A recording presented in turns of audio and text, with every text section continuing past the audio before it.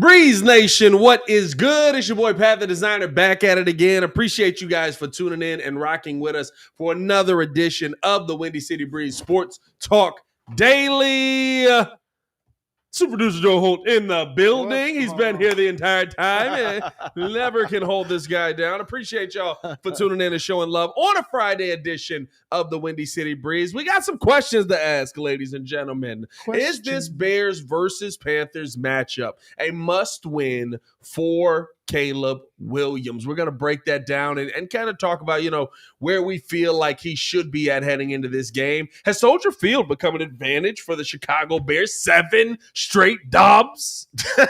That's crazy. 7 straight dubs at the crib? Okay. You know what I mean? Opportunity to go for 8 straight wins at home. Lonzo Ball says he's felt the best that he has felt since his surgery. So we got to talk about that as well. And of course, our Friday free for all on a Friday, the segment where we get to talk about whatever we want to talk about. All that and more today's episode of the Windy City Breeze Sports Talk Daily. Hit that like button, subscribe to the page, leave that 5-star review. Y'all know what to do, man. I wish I had Sue Young in here. I'd be pressing that button right now. Push the goddamn button. Well, I'll go get it, man. Find me the clip, I'll put it in there. He's so aggressive, though. I'm just saying, you keep complaining about it. You know what I'm saying?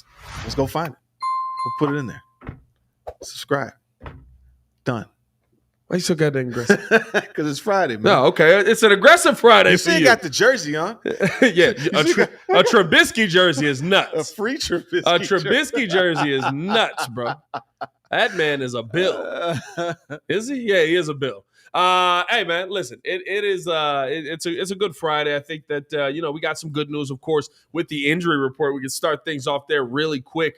We are not injured. Awesome. I mean, Bears get some good news on the Tevin Jenkins front. He is basically a full go. Or hold on, let me double check. Let me make sure he was a full go today. Tevin Jenkins was limited today. DeAndre Carter also limited, but the fact that Tevin Jenkins is going, we heard from Matt Eberflus today that it is basically a pain tolerance thing, and if he's able to deal with the pain tolerance, then he will be able to play. DeAndre Carter being back out there is good because we don't have to see Velus Jones. We need that, so please don't be out on game day. And then Javon Dexter was a full go. Cole Kmet was a full go. Mercedes Lewis was a full go, even though he was only out yesterday because he's old. And then Montez Sweat was a full go as well. Montez has been on the injury report every single week with that ankle. Well, no, it was elbow first, and then it turned ankle, right? It was elbow. I don't think so. He had an elbow. You might be right. I think it was elbow the first week or two. Yeah. And then it turned into now. Yeah, see, elbow. Yeah, you're right. 100%. Montez Sweat, elbow, and now it's an ankle issue. But listen, he's like I said with Montez, if he can play, he will play. Rachel Oracle's like, this is a super trap game. Super. I don't know if you can have a trap game when you're a team who hasn't figured it out offensively and has a defense. I mean, can you have a trap game? I think that is, somebody said Pat's starting to look like Caleb. Now that I see the picture, kind of a little bit. Yeah, a little bit. I'm just trying to say all light-skinned guys look alike. I think it's more so because I'm growing the hair out. Yeah, I mean. No, you look more like Poles at first, but not Caleb, no. Just the burly look, that's all. It's because I'm a burly guy. But no, at the end of the day, to start things off, I should say, is this a must-win game for Caleb Williams? Like, is this something where week 5, you can look at what Caleb has done through 4 weeks and go, now you got to get this one. And if you don't, we're going to have some question marks. Not to say that you're out on him, but it just raises all of the questions that have been around him, especially around, Jaden Daniels playing really well, especially around, the poor production that the offense has had through the first 4 weeks. Yeah. Do you got to see Caleb? And when I say must win, I'm not just saying like you win the game, but like last week, the offense is a major reason why you win that game. Well, it's not fair to Caleb because people are trying to compare each of these different quarterbacks they all have different situations. The scheme that Caleb's running is different from what Jaden Daniels is running. What he's allowed to do is probably different from what Caleb's allowed to do. It might be that Caleb's allowed to do more than Jaden is doing, but it's like people want this quick fix. They want the flash in the pans type of stuff. I wouldn't look at it like that. As long as he keeps getting better each week, and if it, like I said, 250 with 2 touchdowns is a great game. Yeah. Because every week, because now what's going to happen is, let's say he does have this great, amazing game.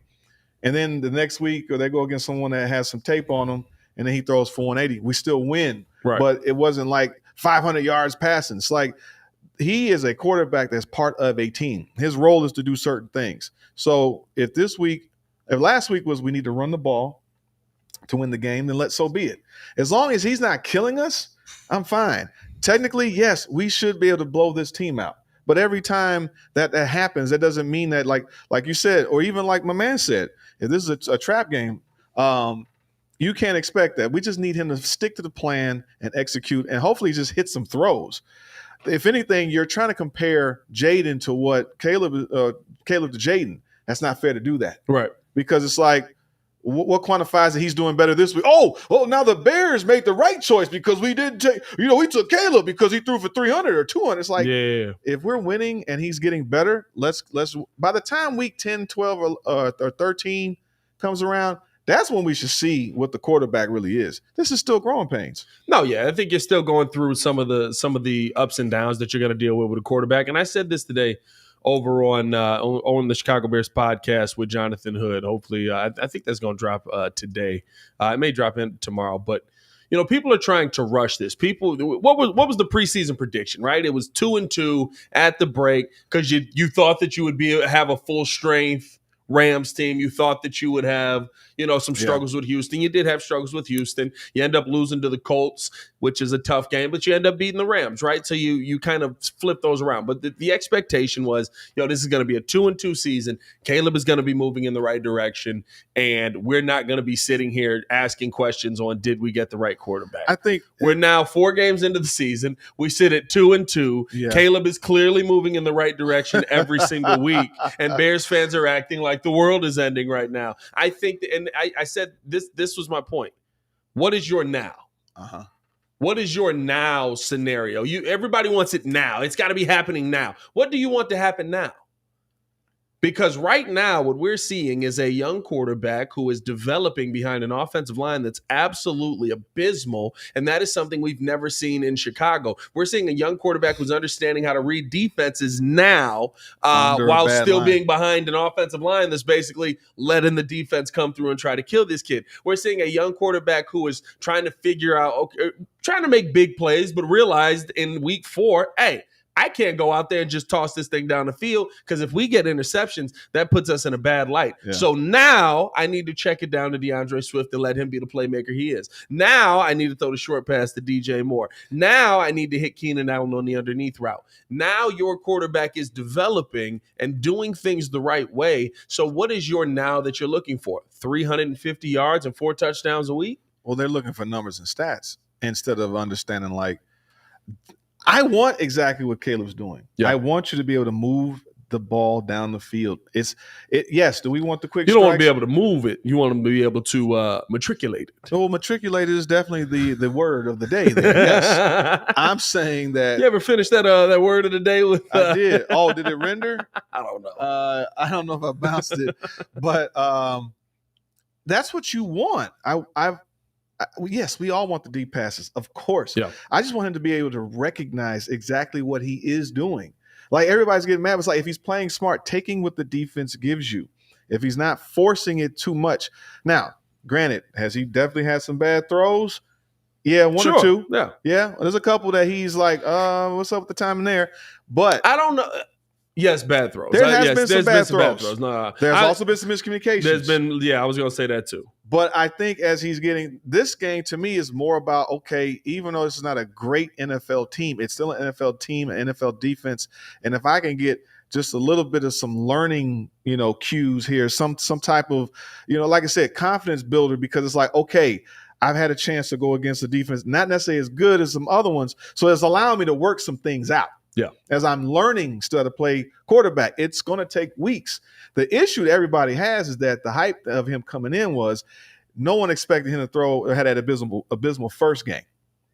And then it's been this slow, gradual improvement of him getting better. That's really the problem. It's like, okay, we're sitting here and the defense is really winning us games more than the quarterback is actually doing something. Yeah. So to me, that's really what the issue is, or some of the letdown. So then when you see Jaden Daniels going off, it's like, oh my God, we overreaction time. We got the wrong guy, and it's like he's asked to do something totally different.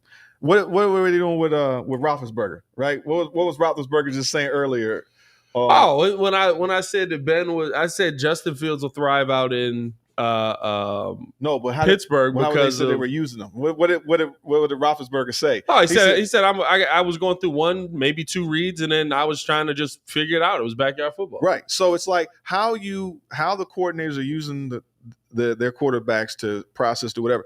I think the thing is that Caleb is digesting everything, and he's getting to a point where he might be ahead of everybody else because he is going to be commanding the entire offense, which is impressive. They're saying he has the ability, he's able to see and process, like he's processed the defenses in real time. By the way, he got over 100 in the chat. Over 100 in the chat. No. Appreciate y'all rocking with us, man. Hit that like button, subscribe to the page, man. If you haven't done so, appreciate y'all for showing love. Got to subscribe, hit the like button, people. So I just think that, like, I'm not going to put the pressure. Like, first of all, it's not necessarily a must win. You just want it to look respectable. And if, again, well, you can't lose. It is a must win to me. You can't lose. But it doesn't mean to me like, oh man, because they beat this team, they're on track to go all the way. It's more you're supposed to beat this team. I think the question is, right, is this a Caleb must win? Is this a game where is this the first game where we can hang our hat on the fact that Caleb Williams won you the game? Is this the first game where we can say the passes that Caleb Williams made won you the game? And maybe you can say that in the Rams game as well in that second half. Caleb Williams made some nice passes. The throw to DJ Moore is a beautiful throw. The throw to Cole Kmet keeps the drive going. Absolute. You know what I mean? Like that. Maybe you can say that happened last week. Yeah. But I think when you get to the end of the game and you see the first half that you saw, you kind of go, all right, solid second half. He's figuring it out. Right. You don't go, his throws won you the game. Well, maybe you should. And maybe that's the fan thought there. Yeah. Well, you're trying to separate. What we need to do is understand that this is a developmental, state. It sucks that we want to win now. Yeah. And, we got the quarterback, so he should be better than what Fields did last year. It's still a rookie quarterback. I mean, again, you're talking about the now, though, right? Yeah. Well, now you're in a better position than Justin Fields was last year. True. You were 0-3. Yeah. Actually, you were 0-4 last season. Yeah. You are 2-2 with a rookie quarterback that is developing behind a bad line. What I would call a line of trash cans. Mm. you ever see that day when it's like just like the 5 bins out front? It's like the grass clippings. I got 2 of them, and then you got the trash. You got the recycling, and then you got that small bin on the side that's also recycling. The small bin's Coleman Shelton. Yeah. No, as long as he keeps getting better, I would say yes. If he does what he did against the Rams, but I'd like to see just a little bit more of a rhythm and continuity in that first half. Can we not struggle for 2 quarters, And just, again, it's going to help him. He's getting better every week. So, it would be nice to see that, just continually getting better as a quarterback. I'm not going to be mad at that. I think our screen went out. What's going on there? Dowell. I got to figure that out. Go ahead. Take care of that. Hey, appreciate y'all for tuning in, showing love. Let us know your thoughts in the comments below. I think here's the thing that it comes down to for me. When you talk about, is this a must win for Caleb Williams? I do say yes. Of course, you got to beat the Panthers. This Panthers team is god awful. But I think that this is you're not going to get many games in the NFL where you can kind of test things out. You're not going to get many games in the NFL where you can take shots that you wouldn't be able to take against a team that has a little bit more talent, right? The Panthers are a little bit more decimated right now, especially defensively. They're not going to be able to get as much pressure as maybe some other teams do, or at least that's my hope, right? The Colts, I didn't think the Colts would be able to get pressure without DeForest Buckner, but I think he still came down with 3 sacks in that game after getting sacked 7 times. Or is that the 7-sack game? No, the 7-sack game is the Texans. So 3 sacks in that game. That to me is is he able to figure out, like Joel said, first half and second half, how to be consistent on the field and how to hit those shots that he has missed. This is the game where, yes, you're going to take some of the intermediate stuff, but the Panthers are more than likely going to put 8 in the box because they know that they believe that you can't run on them. They would rather see Caleb Williams throw the football all over the field and give themselves a chance than watch DeAndre Swift run all over them, and then Caleb Williams is able to get them, throw the football all over the field. So this is going to be your opportunity to take some chances. and here's what it comes down to. It's on Caleb Williams to hit his guys. It just is. It's on Caleb Williams to hit his guys. Every one of those deep passes that we talk about, DJ Moore, open. Roma Dunze, open. Keenan Allen, open. Yeah. I mean, it's more about the rhythm. Does he get his timing? Because there's maybe not as great of a team that he's facing up against on that defensive side of the Could be that too. Could be that too. Does he find the timing? Does he get more comfortable back there? Is there a pocket? If there's a pocket, he'll kill him. Yeah, I mean, if there's a pocket, he's absolutely going to be able to go out there and devastate him. So we'll see what ends up happening with that, man. Hit that like button, subscribe to the page, leave a 5-star review. Y'all know what to do. We're going to take a quick break here and listen into a word from our sponsors, of course, over at BetDSI and Aura. And when we come back, we're going to have the conversation around this Bears team and Soldier Field, because with the Panthers coming in, they could be the 8th straight team that the Chicago Bears beat in Soldier Field. Has Soldier Field really turned into home field advantage? We'll talk about that on the other side of this. We'll be right back right after this. Happening, Bears Nation, it's your boy Pat, the designer from the Windy City Breeze, where we keep it 100 about everything Chicago Bears. Now, if you're like me, you don't just watch the game, you live it, and that's why you need to check out BetDSI. BetDSI is where it's at if you want to put your money where your mouth is. They've been doing it for over 20 years, giving you the best odds, lightning fast payouts, and a platform that's as solid as the best O-line. Whether you're betting on the Bears to take it all the way or making clutch live bets during the game, BetDSI has you covered. And here is the kicker.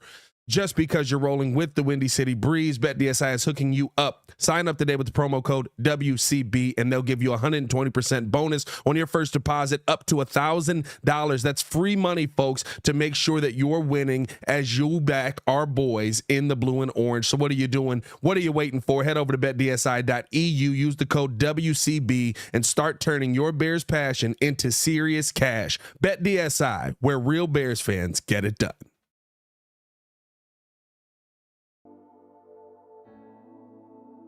Appreciate you guys for tuning in and watching the show. Today's episode of the podcast is brought to you by Aura. Have you ever done a Google search on your own name? You'd be surprised what pops up. Your full name, email address, home address, health records, your relatives. It's all out there. And that's why I've been using Aura, the sponsor of today's video. Aura shows me which data brokers are selling my information and automatically submits opt-out requests just for me. Cleaning up my information not only helps reduce the amount of spam I get, but it protects me from hackers who could use that information to help them access my social media, bank accounts, and other sensitive information. It's really simple to set up. I don't have to download several apps or go to things like antivirus, VPN, password management, parental controls, identity theft, but you can get all of that in one place with Aura. I get everything at one affordable price as well. You may already have one or two of these tools, but not having Aura is like leaving the front door locked while leaving the back door and windows wide open. For you to be able to take advantage of Aura, we got a special deal for you here today. Stop data brokers from exposing your personal information. Go to my sponsor at https://aura.com/the Windy City. Again, that is aura.com/the Windy City to get a 14-day free trial and see how much of your information is being sold.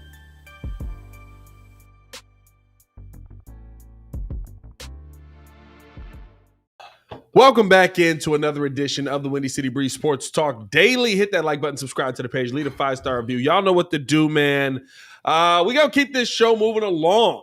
We just talked about the Chicago Bears, and is this a must-win game for Caleb Williams? If they do come away with a win, though. Oh, my goodness.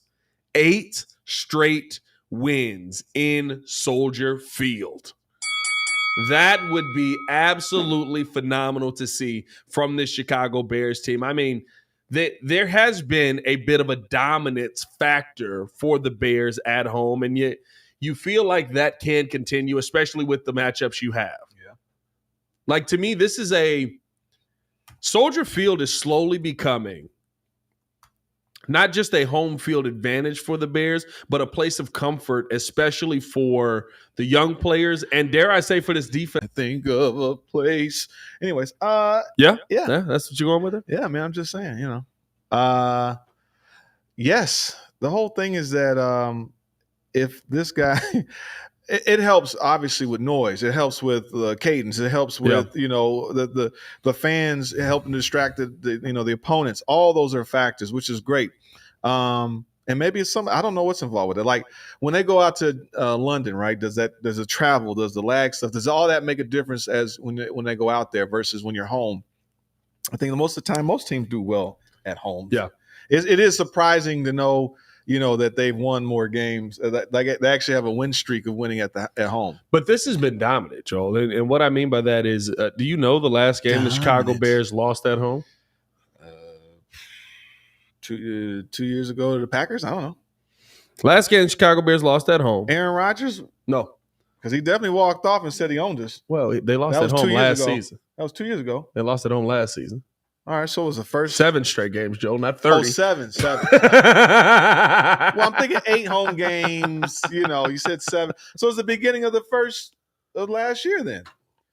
You only get 8 home games. The last loss Chicago Bears had at home was against the Denver Broncos when the Broncos came back from a 28-3 halftime deficit. Oh, yeah, and we were up. And Week 4 of last season is the last time the Chicago Bears lost at home. Well, it's 17 games. How many do they get? Do they alternate teams get another 9 home games or? Yeah, you or alternate between 9 and 8. So some teams get 9, some teams get 8. Yeesh. Yeah, that's why they're going to 18. Okay. Then you get 9 and 9. Yeah, I'm about to say that sucks. Yeah. I mean, that's an advantage. You knew it wasn't going to last. You knew that the whatever. So they're going to cut the preseason to 2 games then. Yeah, probably. Yeah, you probably lose a preseason game. It makes sense if you're not playing anybody anyways. But you know what's going to happen? You're just going to have a bad first month of football, just like we're watching right now. It's just one extra game. We're sitting there just going, offense is kind of sucks. It takes a while. By the way, Pat, kind of sucks, but it is great that we have over 200 Oh, in 200 in the chat. 200. Yeah, no, I think that's great news. I mean, but technically, I don't care. I just want us to beat the good teams. Like that's all I really care about. I want to make sure that we're relevant. Yes. So to say that teams that you beat at home, you beat the Detroit Lions at home, you beat the Minnesota Vikings at home. Mm-hmm. You did not beat the Packers at home. You beat the Falcons at home. It was the Falcons. They weren't like Falcons were different back then. Yeah, it was. Beat the Cardinals at home. Who the Cardinals were very beatable at home. And that's it. You beat the Panthers. Yeah.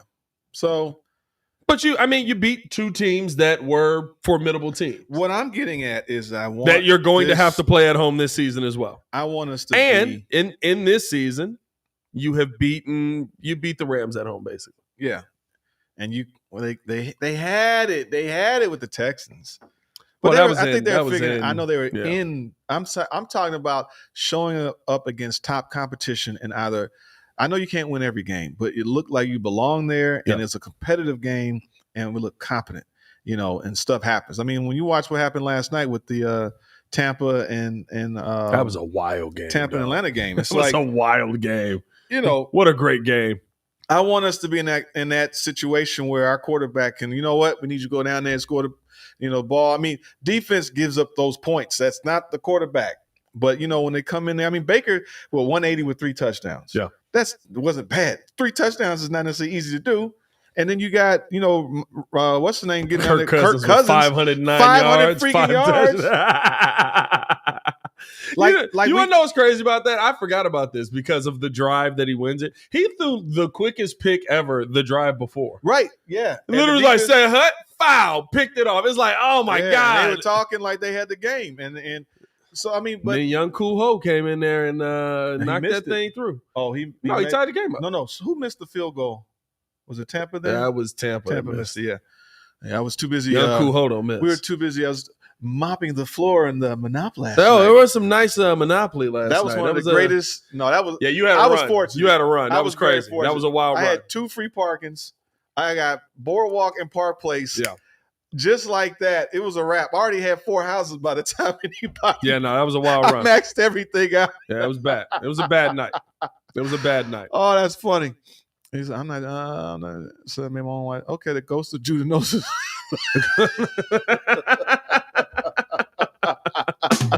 What's up with Breeze Nation? We didn't shout anybody out for Breeze Nation. Shout out to Breeze Nation, man. Y'all in the building. Who was number one in this mug? Oh, we got to scroll up a little ways. Michael Anthony. Michael Anthony in this mug, man. Bill Birdan. Pterodactyl Pops in this mug. Birdan, y'all. We got a couple years in the chat. Shout out Breeze Nation. I saw a kid in there. George said something about what his panther meat tastes like. Hey. Shout out to Drew. Drew said, whoa, was not mobbing. It was a competition between you and Drew. Between me and Drew. Yeah, it was a competition between you and Drew. We had a gentleman's, we ended up having to settle, which I did win. Yeah. But we took you out and Jordan out. I was out immediately. I was first one out. Yeah. It was bad. Yeah. But and you had a home field advantage. You know what I mean? It was a little bit of a soldier field advantage. How was that? A little bit of a soldier field advantage. The dice of the dice. Oh yeah. A little loaded. Okay. little loaded on that. I wish. Oh, you know what I would do? That's like that one guy that showed up years ago, and this joker brought his own Monopoly money. Ooh, I could not believe that. That's nuts. That's wild cheating. He was just slick with it, man. I was like, that's some next level stuff right there. That's nasty not cheating. To give anybody any ideas, by the way. Yeah, that's nasty cheating right there. Yeah. But no, I think that here's the thing. The one thing that it seems like is happening with the Chicago Bears here is that they are – not only are you getting comfortable with the fact that your home stadium seems to be like it helps as like a fifth. Yeah, it kind of the fourth phase, right? Your home stadium has become kind of that fourth phase for you. But the defensive numbers are up when the Bears are at home. Of course, we've seen an uptick in offense at home last week versus the Rams is kind of that uptick in offense. But you're continuing to see that, and it's something that even going back to last season, right, you're seeing a team that just is settled in and is ready to go, and the home fans give them that little bit of a boost. And this Bears team is becoming a team where by the end of this season, they may be talking about this team as one of those where, well, if you got to play the Bears at home, you may be in trouble. Well, I mean, that's what we've been saying, though. Like, they can contend for the division. All we need is the offense to get it clicking. We have a defense that keeps you in every game. So there's really, outside of that, they're only going to shoot themselves in the foot. Yeah. And all the games that we watched, they were shooting themselves in the foot on the offense, either the offensive line, either the play call, or the quarterback, or all three, or whatever variance of that was happening. If we can establish a ground game, because we're going to need it. We're going to need a bounce attack. I'm sorry, it does get cold. We're still going to need to run the ball. We're going to need to throw and run at the same time.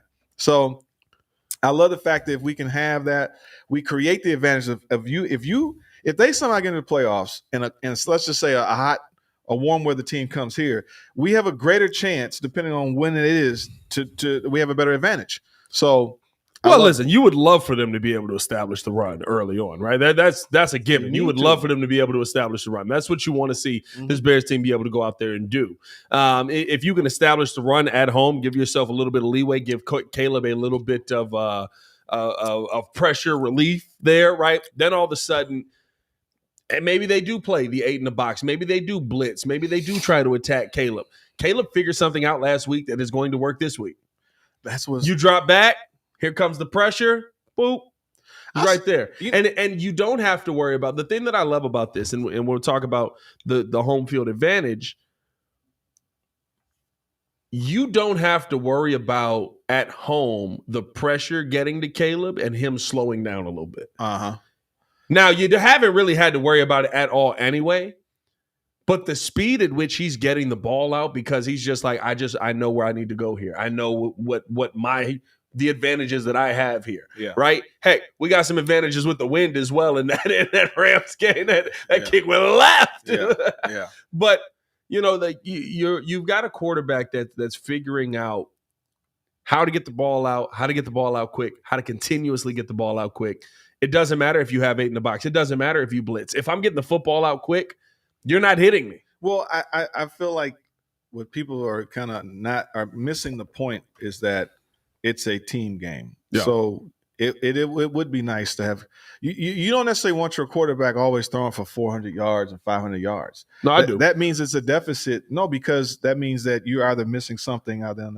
If the defense isn't doing what it needs to do, or the running game isn't doing something, and the quarterback always has to sling the ball, that means that there's a deficiency somewhere. Hey, Joe, I don't see a lot of losses with 500-yard passing games. I'm going to dispute that. I think there are, just because you have a lot of yards doesn't necessarily mean that you always win.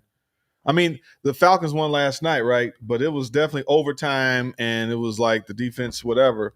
But I would dispute that. I think that, I don't know if they win every game.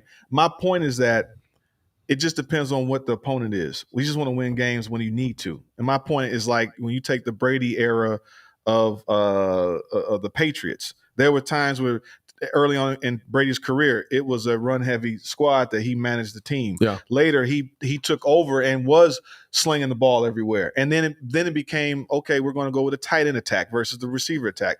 I see a lot of L's over there, by the way. I was looking at that. I was like, it's actually pretty even. Kirk Cousins won. Joe Burrow won with his. Ben Roethlisberger lost 48-37. Lost. And he got 3 wins. Ben Roethlisberger won. Dang, he got 2 500-yard passing games? Yeah. Jesus, Ben. Yeah. Derek Carr won. Yes. Matt Ryan won. Drew Brees won. Phillip Rivers lost. He got 3? This mug be slinging it. Ben Roethlisberger won. Romo lost. Schaub won. Matt Schaub has a 500-yard passing game. I remember that. Eli won. Stafford lost versus Detroit 45-41. I don't ever remember that game. Breeze lost. Gerback lost. But the point is that he's got 4.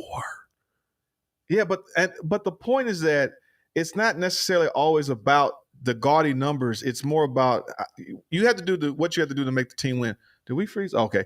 So it would be nice, but you're not going to expect that type of consistency where you need that. You just need him to be competent. I will say this. All of the losses are because the other team probably has 500 yards as well because of the points. Like, all of the losses, 48-37, 49-38, 55-40, 41-33. So your defense didn't do their job. Exactly. And you had to go out there and put it. But I'm saying, with this defense, if he goes out there and puts up 300-400 yards, but he doesn't, you're going to win. So technically, let's just take last week's game, right? Right. Double what he did. And then because the Rams didn't score, yards. Right? 314 yards. So we needed and 2 touchdowns. So what ends up happening is it's less time of possession for our defense, not on the field as much, right? Because if we're sustaining more drives, now that might mean more running yards. You got some passing, but we had no running, so we're not eating the clock up.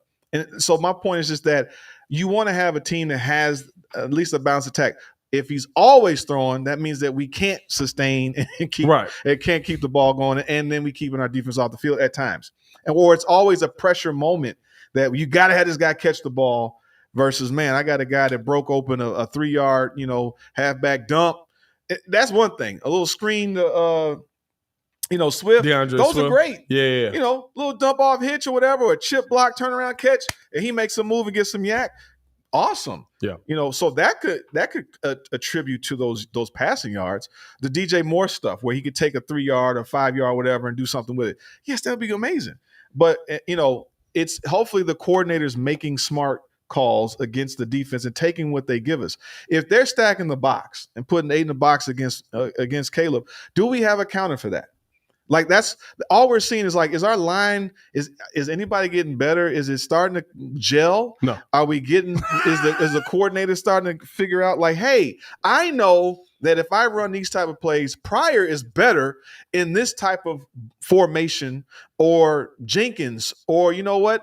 My man's always on skates with Braxton Jones. Yeah. Maybe we need to slide somebody over. You know what I'm saying? And there's either a fullback in the back, or Roshan can help Chip to help Braxton. And then we got he can go off to an out route or something like that. I'm just saying, like, is that the type of stuff that we're getting smarter?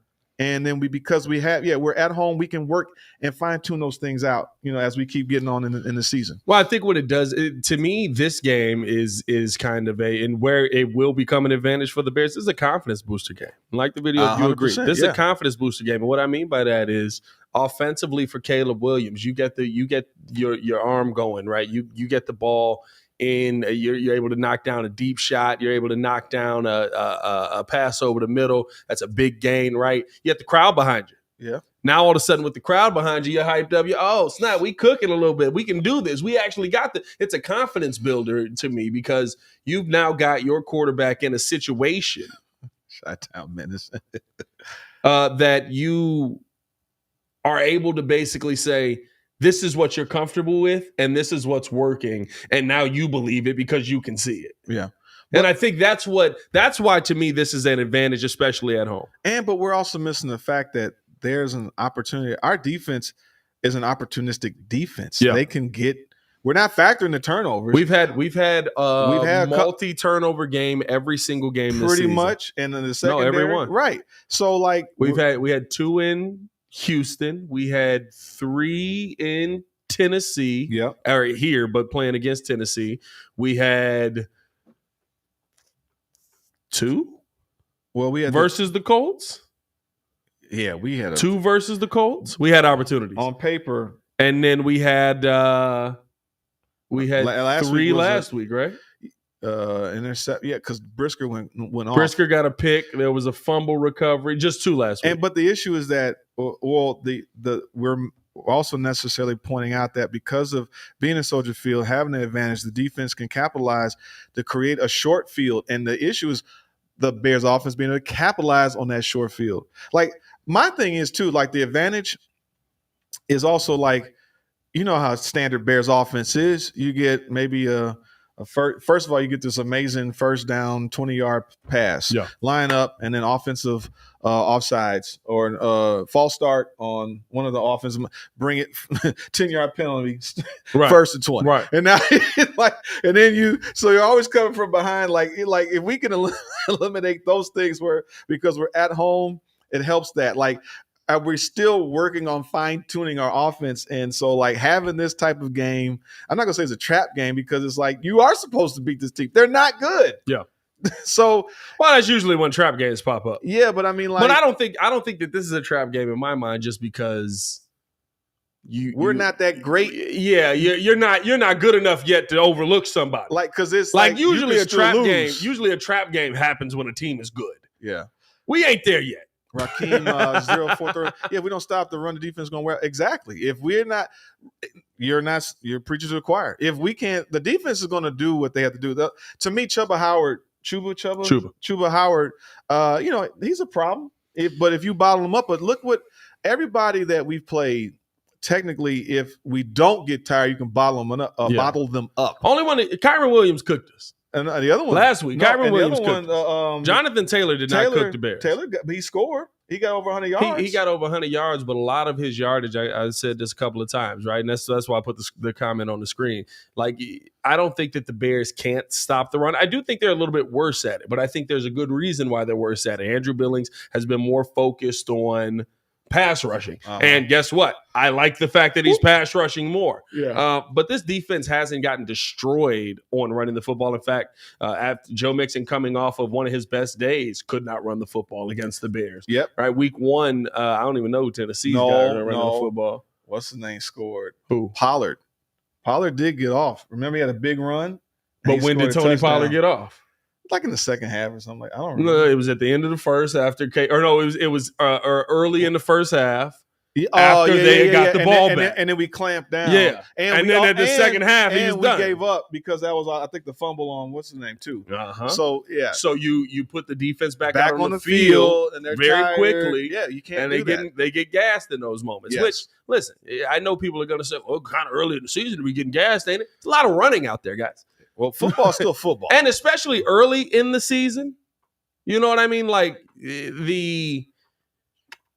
when you talk about early in the season, right? I thought Caleb talked about this week very well when he said, you can prepare all you want, but until you take those first couple of hits, until you get that wind of actually being on the field for 4 quarters, you're not in football shape. Yeah. You can do all this prep, you can do all this getting ready, but if you're not there, on the field doing it, it takes time for you to get there. So I think, to me, that is why I'm not worried about, the run defense early on, because I see the changes that the Bears made. I've seen how, even the Tony Pollard game, right? He's able to get off in the first half. They clamp down in the second half. We got to focus on the run. Hey, Pat. What's up? Guess what? Well, time 10 for yourself there. What you got? Do you know where we rank for our defense right now? For total team defense, yards game? Top 10? Number 10. Number 10? Number 10. Number 10? Just kidding. So we have a really good defense. No, we have an excellent defense. What do we rank as far as turnovers in the league right now? Where we are offensive? Oh, bottom of the league. Yeah, we're at the bottom. Probably 30. Yeah, 30, yeah. We got a ways to go. Now, you've only had 2 good games of offense. I know. The good thing is they're the last 2. You know what I mean? Like, it's getting better. It's getting better. You said turnovers? Turnovers, we are 1, 2, 3, 6. 6th in the NFL of turnovers? Right now, differential, +2. We have 5 interceptions, 3 fumbles. In terms of takeaways, 4 NOs, 2 fumbles. Where the sacks at? So, turnovers. We're number 6. Green Bay right now is number 1 with 8 interceptions, 4 fumbles. Yeah, I'm going to tell you this right now, boy. Xavier McKinney over there doing some work. Hey, listen, the Giants just gave that one up. Good grief, dog. Fight back. We are number 1, 2, 3, 4, 5, 6, and number 8 in returning stats for special teams, for kickoffs. Oh, that's Where cute. are we with punts? Where's I know Jordan will be very excited. Where are we at? Boy, here we go. Where are we at? Do we want average? How do we quantify? Yeah, your punt average. Punt average. All right, punt average. We are all the way. Are we middle of the pack? Are we 15? Yeah, we're like 16 or something. Oh, wow. 4, 5, 6, 7, so glad we drafted that punter. 12, 13, 14, 15, Torrey coming off a good week. 18th. Oh, dominant average there. Hey, you want to know what round Washington's punter was drafted in? Unsigned? I don't know. Yeah. No, I mean, listen, here's my thing with this offense and with this offense getting going this week. One, I do think that the Bears win. I think that the streak continues. I think that home field does become an advantage. But I also think that this is the week where you see Caleb Williams look the best for 4 quarters. We've seen halves. Oh, my God. That would be amazing. Halves. I think that this is the week where you see Caleb, because it's what he figured out in that last game in that second half. And Shane Waldron said as much, right? When we talked to him earlier this week. Oh, when did we talk to him? Yesterday. We talked to him yesterday.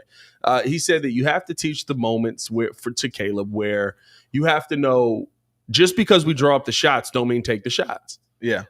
Just because we draw up the deep route don't mean you got to take the deep route. If everybody's following him and they got him double covered, you dump it over the middle, you get the quick connection, and you get up out of there. Yeah. Well, it would now. The caveat of us, we do expect to win. Well, it'll be interesting to see if they do put it together where they score practically 28. I said 35. If they do a touchdown each quarter, because of how it works out, and then in the 4th quarter, it's they end up getting a second one, so it's like 35. That would be interesting to see. Like, that would be a perfect scenario for me to see Caleb play that way. That he was able to put a complete game together, based off of the opponent, the defense, and all those type of things, because they might be a short field. I mean, again, if they're averaging a turnover a game, I mean, Danny Dalton might turn that ball over. Yeah. He might be good for 1 or 2. There might be a strip sack fumble situation, and it might be. Didn't Andy have 2 picks in the last game? Well, I'm versus a Bengals defense we'll be that there. is also god awful. Yeah, I hear you. Andy Dalton. But here's one thing too that I think you can look to with the Bears and with Caleb Williams, that if he does do that this week, I mean, you feel like you've got it. And this is one of those games, right, where if you win it like you won the last game, you're like, okay, we won. Right? Yeah, 24-17. All right, we won the game. Yeah. Young quarterback figuring it out. Not to say he doesn't play well, but you won the game. You feel like, okay, we won the game. We got it. But it's not a confidence of like. Well, and that's what I mean, right? Like if you go out there and this is a 28, I said 28-13. That's a route. If it's a 28-13 route or something, by the grace of God, you crack 30 points in this game, and this defense is just dominant on the other side.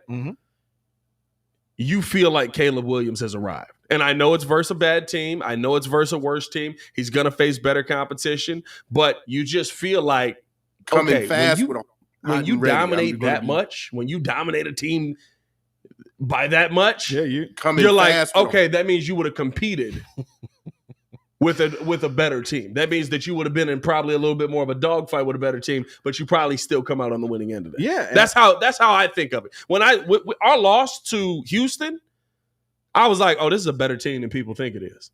Well, Houston's a better team, but we weren't. No, I'm talking about the Bears. Yeah, we weren't, because it's like they're waiting to get it going. Yeah. You know, it's early. It's just the disappointment. The disappointment was like, hey, they got Superman here, and he's supposed to, Michael Jordan music and go off, and it's like, again, it was a lot of factors. Caleb, the coordinator, like all of that was a factor of that game, and the offensive line was just bad. You can't get your quarterback beat up like that. 7 sacks. You can't do it. 7 sacks. That sucks. Man, that reminds me of that dang Jay Cutler Giants game. 9 man. sacks. That dude just stood there and was just, it looked like with the Bonk, the video game, bonk, bonk. He was just getting clobbered. Couldn't do nothing. Jamarcus Webb, trash self. Terrible. Jordan said, I'm going to delete that off the soundboard one day. Never. You got to back up. Hot and ready. I'm going to be coming fast with a hot and ready. I'm going to coming fast with a hot and ready. I'm going to coming fast with a hot and ready. I'm going to the meaty pops. Coming fast with a hot and ready. I'm coming fast with a hot and ready. Hey, man, appreciate y'all for tuning in, showing love. Hit that like button, subscribe to the page, leave a 5-star review. Y'all know what to do. Let's get into this real quick and then finish it off with the Friday free-for-all. Lonzo Ball talked to the media today a little bit. Said that he's felt the best that he has felt since his surgery. Hearing that, seeing, right, the highlight, everybody showing throws it up, Midas dunks it down. Everybody, oh, look at the knees. He's got the knees, man. Hey, first things first, every player with bad knees, if this surgery works, this guy is about to have a line out his door. I wish I wanted to have like the $6 million man thing. Like he's bigger, faster, stronger. Bro.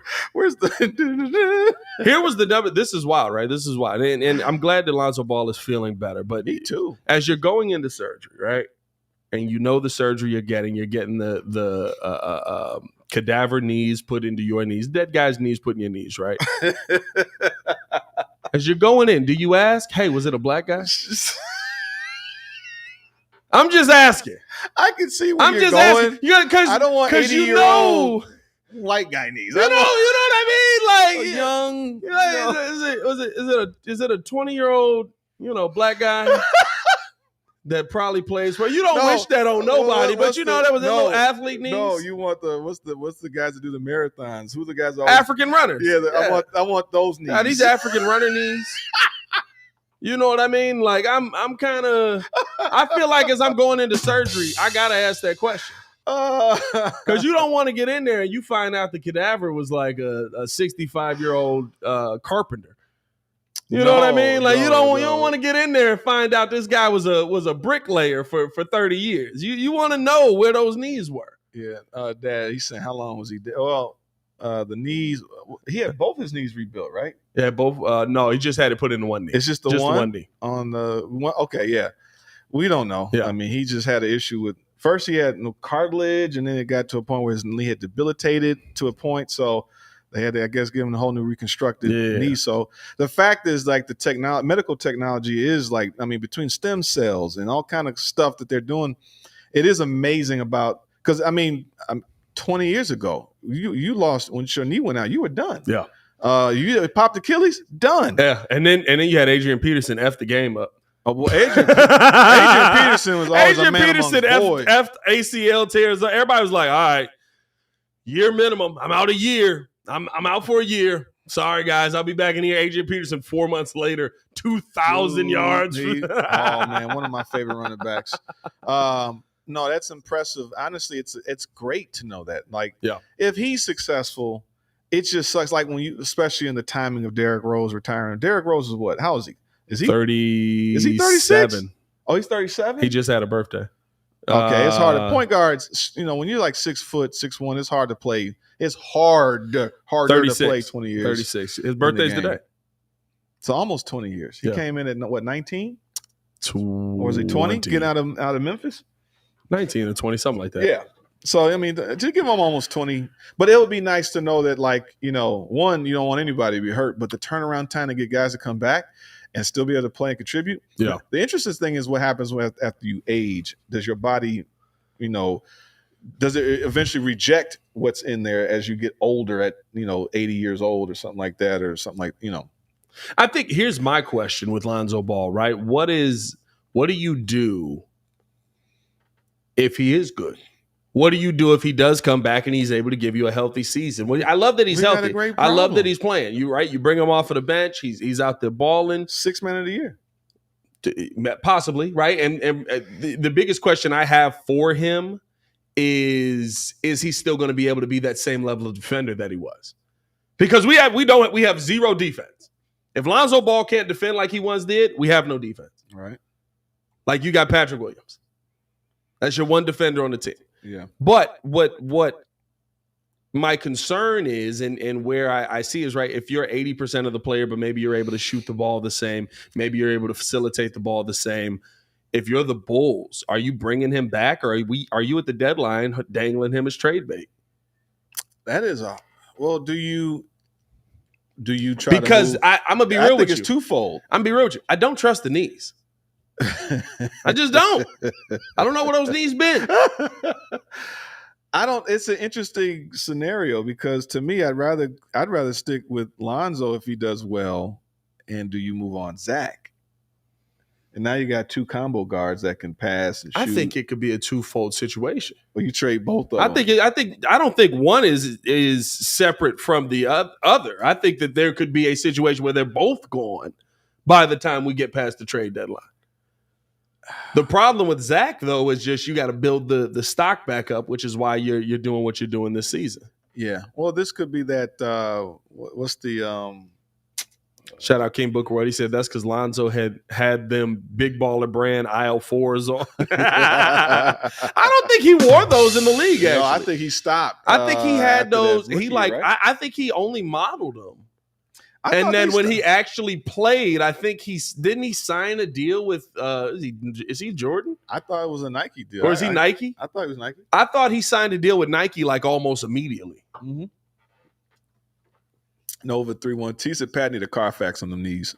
Hey, bro, I'm just saying, bro. Give me the report. I need a report. That's too silly. That's an interesting because we might still be in this transition phase with this Bulls team, figuring out if Kobe White is the guy. Yeah. And then Lonzo, but you got Zach and Giddey. Josh Giddey. He's very young. Was he 21? 21. So he's 21. Kobe White is 25. Kobe, what is he? Kobe White is, y'all know I'd be lying about ages. Kobe White is 24. 24, yeah. That's still a young squad. So 25 in February. And you have aging Vooch, who's like 31. 30. Oh, is he older than that? Yeah, he's older than that. Nikola. Vooch is 30. Where's his age at? 33. 33. There it is. So, the issue is like, what's the vision of Billy Donovan's team and how does it fit with what they want to do? I don't know. I mean, with all these guys, I'm encouraged. I'm actually excited to watch basketball this year. I'm no lie. Like I appreciate Zach. I hate that he's not the guy that we wanted him to be. But I think having a facilitator with Giddey, I think having a second facilitator with Lonzo coming back, I'm excited to see that because I think it's going to be a lot of like ball movement. And like you said, now if he can defend, man, now you have someone that actually helps lock down, in terms of the defensive scheme for the Bulls. So the thing for me that'll be fun to see would be if you do have to make a move where Vooch has to end up going to the bench or something like that, you put Jalen Smith in the starting lineup because you want to be a running gun kind of offense. The Lonzo Ball and Nikola Vucevic dynamic off of the bench does intrigue me heavily, especially with a guy like Julian Phillips coming off of the bench, a guy like possibly Modest Buzelis coming off of the bench, right? Like those young guys being out there. Like I would love to see that veteran presence along with the group of young guys that you have on the team. And that to me, right? Listen, the season seems bleak right now. But if Kobe White takes that next step, which to me is going from being a good player in the NBA to a star player in the NBA, the season has a completely different outlook. Well, if you're a consistent every game, I can count on you to go out there and get me 25 to 28 points a game. I got Zach LaVine as my number 2 option. I got Josh Giddey adding another 15 to 18. Please score 18. The jokes are too easy. Get over 18, dog. What if he actually becomes? What if he becomes the guy though? Like he's averaging a 20, like a triple double. Whoever it is, right? Whoever it is. But my thing is, if you're, I'm not gonna read that silly. What? Talking about need to package Ball and LaVine for Ben Simmons. He should be banned. Yeah, get out of here. But matter of fact, they should get the credits for that one. if you're more of a, if you get one of those guys to hit and one of those other guys is just that solid number 2 that you need, outlook for the season is different. And we won't know till we get there. When you look at what the Bulls have right now, you don't feel great about it. You kind of go, you might win some games. You're going to win some games you should have won. You're going to lose some games that you shouldn't have won. But look at the NBA landscape. Or you shouldn't have lost. But you look at the NBA landscape. Who else actually got better, if not worse, you're behind most of the East. Are we still 10 or 8? At best 10. I mean, I definitely don't want us to be a stinking playing team. You have to be what, top 6 to not be playing? Is that right? Yes. Yeah, 7, 8. You're a playing team. 8 to 10 is playing. But you're a playing team like the real playing team. Yeah. Right? Like it's let me see, Eastern Conference standing. You're a playing team like. Now, why would I? Never mind. That was about to be a dark joke. Baki, I mean, you stop it. The mics suck.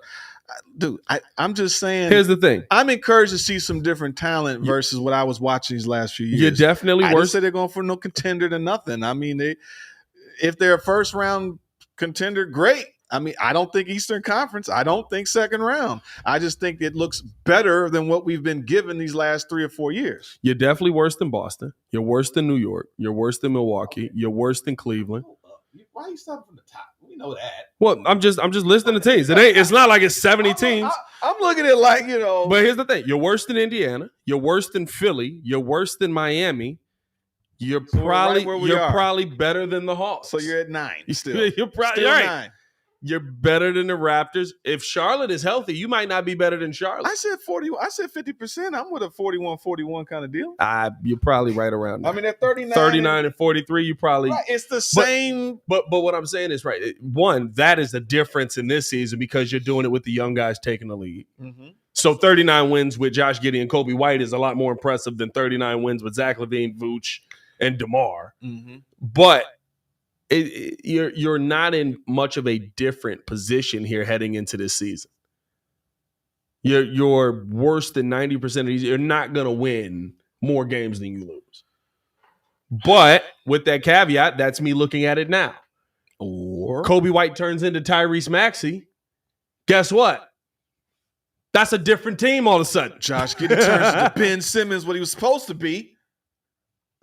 Triple-double threat. I'm not going to lie to you. Point guard. Josh Giddey will never be as good as what Ben Simmons was when he believed in himself.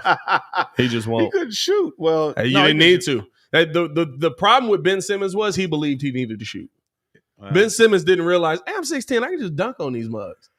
Oh, we all gonna stand in the paint. All right, I'm gonna pass. Go hard in the paint. Leave you stinking. What you're thinking? Let's finish out the show, man. Let us know your thoughts. How do you feel about Lonzo Ball? Feeling the best that he has felt since his surgery. What do you think his impact for this team is going to be? Let's finish the show off with the Friday free-for-all. The Friday free-for-all is where we get to talk about whatever we want to talk about. And I thought that, listen, we're gonna start the Friday free-for-all out with a little bit of a little bit more somber note, as we did get the third. They always say that the deaths happen in three. We lost Pete Rose, lost to Dikembe Mutombo. John Amos pops on Good Time. That's what I remember him for. He's played a general in like 17 different movies. Definitely played some generals. Die Hard too. Always plays a general. Mainly, it was Coming to America for me. Yeah, I mean, Coming to America. Cleo McDowell. That's just classic. Elite role. Classic. Elite role. And then when he brought it back, he said, "Look, man, McDonald's was coming after me about my McFlurby." He said they put their toppings on the top. I put mine on the bottom. Well, it's like so stupid. Yeah, genius stuff, man. That was a great role. Rest in power to John Amos, man. Moment of silence for John Amos. Thank you very much. Just a great actor, phenomenal actor that, I mean, it's just been on the TV, movies, whatever you want, for years, and just a dominant force in the acting world. Something else that I thought was interesting for the Friday free-for-all. You always throw me off when the music comes in midway. It's through. just background music. I'm Friday with, free for all. I'm with the dang Crimson. I didn't even think about that. Both fathers from Coming to America died within a couple of weeks. That's nuts, actually. Yeah. Dang. And in the movie, he was like, "Okay, I'm happy now. I'm going to die." He just said, "I'm out of here." Yeah, legit. He did what my grandfather did. Like, I'm done. All right, hospice. I'm out. That's how it went down. He got to the point where he was like, I can't do this more. I love y'all. See you later. Straight up, almost verbatim. Like, I'm done. Oh man. The other thing for the Friday free for all that I thought I'd bring is my favorite time of year is happening right now, where you get so far, right? There's always like the hot moves in the NBA season, and then it kind of like dies out, and you kind of forget about like what happened. Yeah. So there's the offseason, right? Everybody signing. You got all these guys going over here. This guy gets traded. Oh, we got moves. And then it just dies, right? It's just like, all right, and nothing's really happening.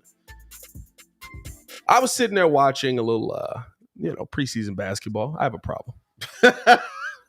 I like sports. I'm sitting there watching a little preseason basketball. Completely forgot that Russell Westbrook plays for the Denver Nuggets. He does? He does? It's my favorite time of year because you sit there and watch basketball and you just go, oh, yeah, that did happen. Oh. Played 8 minutes, had 10 points, 8 rebounds, 7 assists. That's crazy. You got the 2 triple-double kings on the same team. Well, that's what I want, man. I'm like, that's what I'm hoping to see in our squad. Some triple-double guy threats that can actually contribute on our squad. So I like that. Just as basketball players, it's just being multi-skill. It's not just one-trick pony type guys that go do so much. So if you can defend, you can pass, you can shoot, that's pretty much what you want. I can't think of what I have for Friday free for all. I'm trying to think what I is. You want to announce the Hawthorne Holmes videos coming soon? So that's all you've been doing with your weeks, dog. I've been hustling, man. I'm trying to get finished, man. Putting in outlets. Oh, he's got outlets, ladies and Backsplash gentlemen. is done. Trim is up. Paint's done. I took off. You did a backsplash before you went to work on the house? No, I worked on the house doing a backsplash. Idiot. Idiot. Coming fast, but I'm hot and ready. For Friday free, I'm trying to think, man. What was something that popped up? I mean, and outside of just crazy news stuff, it was like Iran sending missiles to. That was wild. Like, that's crazy. That was wild. Okay. Seeing that just fly over. It's just okay. That's what we're doing. 500 yards from Kirk Cousins last night. 500 yards was. That was insane. We talked about it a little bit earlier. Kid was just. He's beating his chest 2 weeks in a row. The mid defenders. Hey, I can't even call that mid. 500 yards is not mid. That was impressive. Hey, look, Matt Schaub is on that list. Oh, Matt Schaub. Elvis Gerback is on that list. Why are we throwing shots at Gerback? I'm just saying. Because you know why? When they brought Elvis on that Ravens team, they thought they were going to run the tables and win more Super Bowls. And because they, I think they did the right thing. They didn't want Trent Dilfer, and they didn't win anymore after that. So it didn't happen. Y.A. Tittle on that list. What a name. Y.A. Tittle? I just wanted to say the name. That's too funny. Woo, look at this guy. He looks like Al Bundy. Yeah, he does. Nah, man, that one Warren Moon with a 500-yard game. He should. Warren Moon was an absolute But he only dog. scored 27 points. Yeah, but they can't get to the end zone. You moving up and down the field, get stuck, missing field goals or whatever, or you can't score touchdowns. Yeah, I guess so. Very possible. I guess so. How many interceptions he had? V-Dog getting in on the Friday free-for-all said Diddy's bond for $50 million got turned down on Tuesday. I guess that really is the big news right now. I have been watching a lot of like Gene Deal. I got one. Well, I don't know if I want to get. Oh, here we go. No, because Pierce Morgan had Jaguar Wright on the show, and so she's telling her side of some things and things that she's been through, and then Vlad gets on there like right after that, and he just tries to discredit her like, "Oh, she hasn't had an album in 20 years," and then I'm like, what does that have to do if that's what she's been through? I don't believe anything she's had to say. And it's like, Vlad is a weirdo, bro. Yeah. Hey, what up, cuz? Vlad is a weirdo. Shout out to Landon. And I'm glad that we've gotten to the point where we all realize that. I've always thought Vlad was weird. But hold on. Then afterwards, they have a lawyer come on right after that. And she's like, let me first just my comments to Jaguar and my comments about Vlad to address that. And I'll talk about the case and everything with Diddy. And so she's like, with Jaguar, if victims are coming out, if victims are saying things to you, all these type of things, you kind of want to protect yourself and also make sure that you don't have to be repudiated for anything like that. And then with Vlad, she was like, and Vlad, he's a culture vulture. Yeah. And it's like, why does he get to necessarily be the, spokesperson for the black culture kind of thing? So it was like, I was kind of like, I don't know if he's the spokesperson per se. I think they were trying to make him that. And then we saw Vlad and we were like, Like, remember, like there were years you just didn't really, you knew Vlad. But for most people in the world, you just knew Vlad as the voice with the other guy on the other side we always doing like the interview. Stuff he knows. Yeah. But it's the ego that's coming out. It's like you interview people. Yeah. And then what the lawyer was saying was, unfortunately, it's like you're doing investigative reporting type of things, but you're also setting up some of the people that you're interviewing. Yeah. So they're either using that for investigative stuff for FBI, law enforcement. So you're actually now here's the thing. I don't blame Vlad for that because. And Jeffrey Smith, that was the other thing where I was like, if you're not part of the culture, you don't disrespect Marlon Wayans. Now, even though Marlon is not necessarily on the totem pole of all the Wayans brothers, but the Wayans brothers' contribution. Marlon pretty elite, dog. Not over Damon, not over Keenan, but my point is, he's in there. He in there, dog. Marlon is pretty elite. But the point is that why he just gets disrespected by Vlad is that if you're not part of the culture, you don't understand where it's like, the Wayans brothers' contribution to comedy is huge. Yeah, 100%. So you don't just talk to him like he's just anybody. Yeah. Because guess what? His Kingmaker brother, Keenan's still around. Yeah. They did a lot. So it was definitely interesting. My favorite thing about Marlon is when he be talking about his brothers when they be making fun of like bad scenarios. He was talking about his dad at his mom's funeral. He said he saw the woman that he loved laying there in a casket. He just couldn't take it. He just threw up. It's like, huh. He said, but it wasn't like he couldn't stop. So he just kept throwing up. And then he started dry heaving. And after a while, it got funny to us when he said, Damon was like, look at his back. He looked like a ghetto question mark. Landis, my cousin said, how many names you think Diddy has they invited and would be if he got a deal if he turns them in? It's probably thousands of names. Oh yeah, he's not gonna make it. Well, the thing is that I think there's a separation of freaky, hey, nigga, There's a regular party and then there's the other party. Having sex with people is not necessarily illegal. Yeah. The issue is the trafficking aspect, but you're taking that where he's flying some of his favorite people, girls in to do some sexual acts, so that could be thrown under the trafficking aspect. Yeah. Some of the issues are if you are recording people illegally, but he's not necessarily selling it, he's not necessarily exploiting it, or is he using it for blackmail purposes? Right. So it's like I haven't read the indictments. I'm not necessarily interested to look at it. It's just like, I always had issues with Puff. I love doing music. I love producing music. Yeah. I stopped to respect Puff eons ago when I realized that he really wasn't making music. He used the hitmen to make music. Yeah. Mario Winans, Easy Mo B, D-Dot, like all those guys. I'm like, those are the guys I like. Yeah. And then the business stuff that he would do. So it's like, and then I was really over him after like the 06 era where he's dancing on the TV with J-Lo. It's like, why are we subjected to watching him? So then the business stuff, the shady things that he's done to a lot of the artists. So it's like, I was always kind of like whatever with Diddy. And so it's unfortunate now when you hear these things like with the Cassie situation.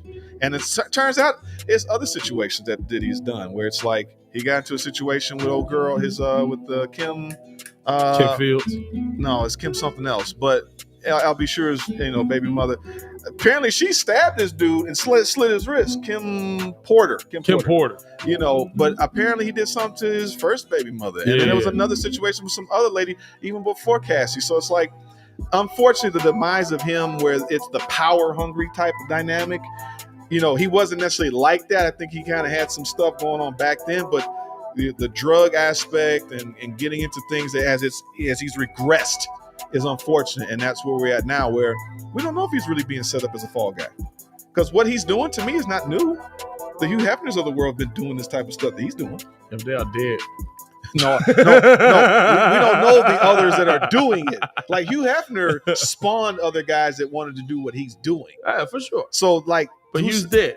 No, he's dead. But there's others. So what I'm saying is there's a community of this type of stuff that's really far reaching, but he to me is more of a fall guy. I mean, it ain't right. You're not a fall guy if you did it. It ain't right. You know what I mean? You're not a fall guy. If you did it, you're the guy. Yeah, but if you did it, you're the guy. You're not a fall guy. No. You're wrong. Listen, if there's other guys that also haven't got caught, right? They're also the guy. They're also the guy. But there can be multiple guys. Take this fall, Well, and we'll take care of everything else for you, Or if he's going to start singing like a canary, he may not make it because it's other people. That's the scenario that really probably could come up, and hopefully that it doesn't get to that point. My favorite part of this whole thing so far, and then we got to get up out of here, man. My favorite part of this whole thing so far though is freaking his lawyer saying that he buys the baby oil in bulk from Costco, and Costco being like, no, he does not. Coming fast, I'm ready. He does not buy his baby oil from Costco. Do not come get your Johnson & Johnson up here. Please keep coming. We have no affiliation with P. Diddy. The Crips is silly. The diddler was never here. No, the Crips is, I think it's pretty ironic that Diddy's career started by sampling the police and ended by him being apprehended by the police. Technically, that was much later. Did you know that Puff has to pay Sting $1,000 a day? Sting got to be sick for the rest of his life because he did not clear that not sample. No more.